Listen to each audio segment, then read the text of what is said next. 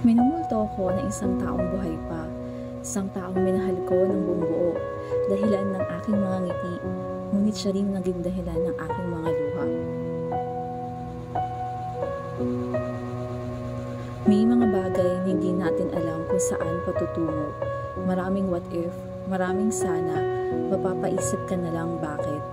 Bakit bigla na lang natapos? Bakit kahit anong pilit hindi naging sapat?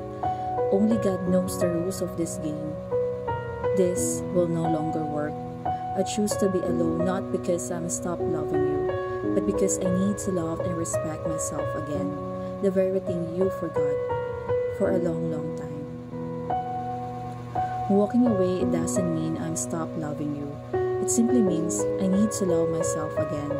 The self that I almost forgot to care for while I was too busy loving you. And now, I am learning to choose myself. I am learning to forgive not just you, but the version of me who settled for less.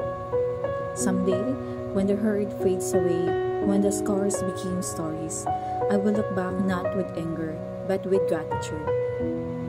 Because losing you led me back to myself. It means I am finally loving myself, the self that I almost forgot. And this time, hindi na ako tatalikod sa sarili ko kahit kailan.